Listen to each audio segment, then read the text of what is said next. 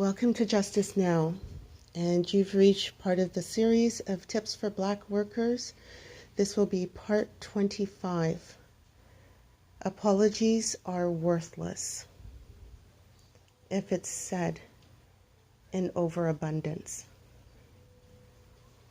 I'll repeat this. Apologies are worthless if it is said in overabundance. What do I mean by this? Oftentimes, people will apologize for whatever reason. It could be for optics. It could be because they're just used to just saying sorry.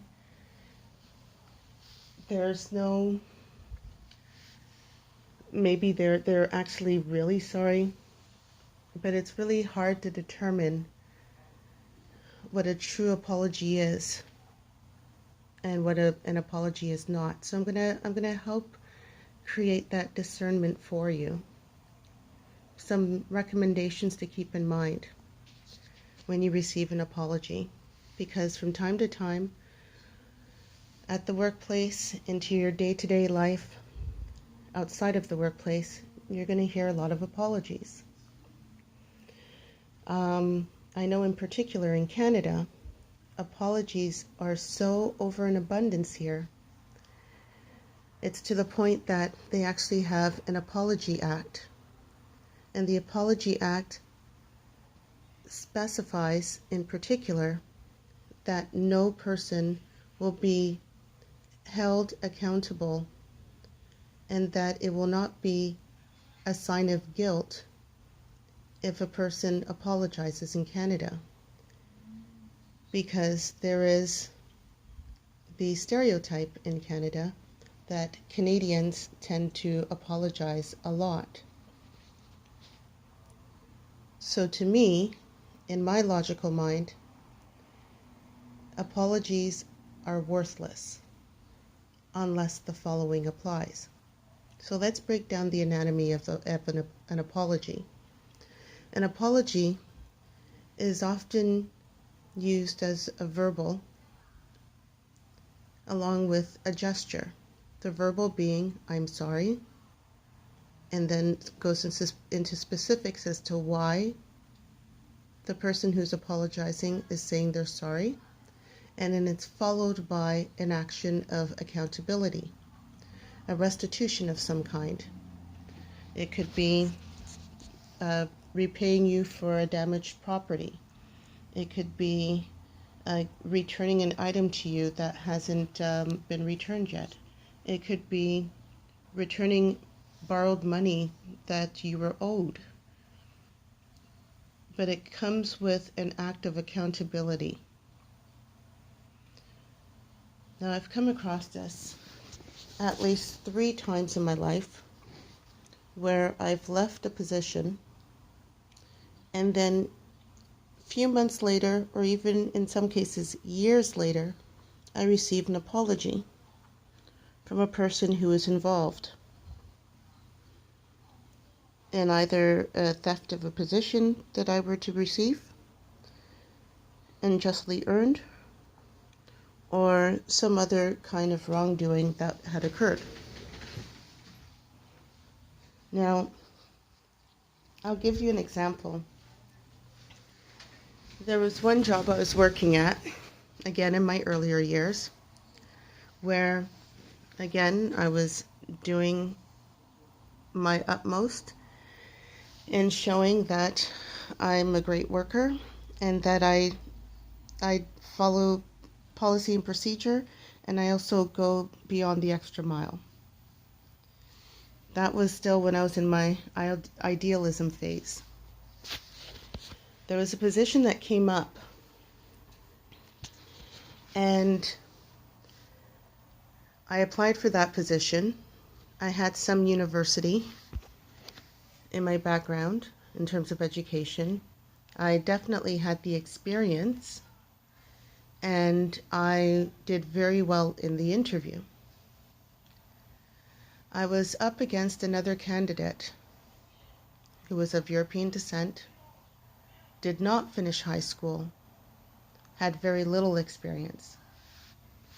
So I remember when I approached one of the members of the hiring committee, and I had asked, what was the progress of making a decision as to whom would receive the full-time position that came with benefits.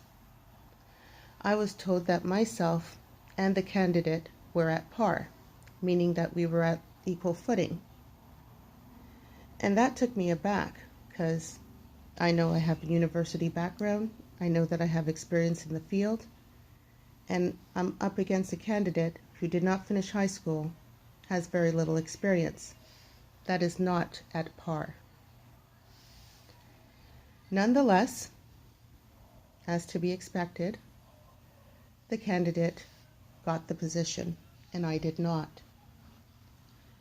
Within the first few weeks that the candidate started their position, they were often asking me to cover their shift. So, although I was contract, I ended up working full-time hours because the candidate that they hired into full-time was hardly there working their full-time shift. Also, I was put in the position of having to train this candidate into the position. It could have been solved if they just hired the person who could do the position, which at that case would have been myself. But the hiring committee chose not to do so. For whatever reasons, they chose not to do so. So ultimately, I left the company, move on to other opportunities, recognizing that,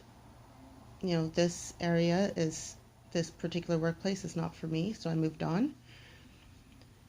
And much later, I came across the program manager for the department that hired this candidate. Come to find out that weeks later, the program manager, the other full-time, and the newly hired candidate were to go to a conference. The candidate was driving.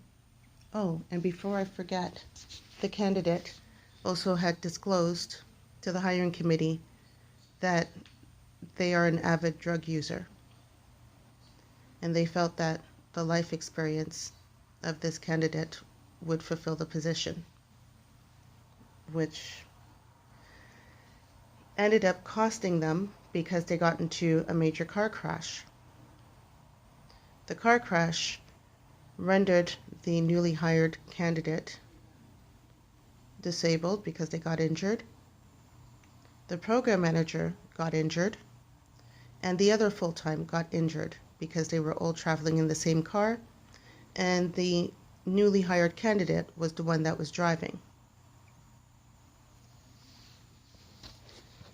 And the newly hired candidate was at fault for the car crash. So I ran into the program manager about a month or a year and a half later, and they told me that they themselves started using cocaine again, which I had no clue that they were using cocaine.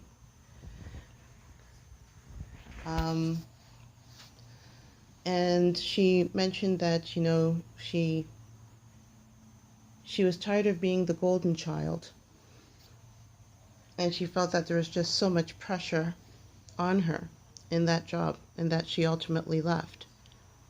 But she wanted to apologize to me for how I was not hired for the position, and that at least they should have had something reserved for me, at least another position reserved for me, because I was an excellent worker. So, hearing that information, I was taken aback.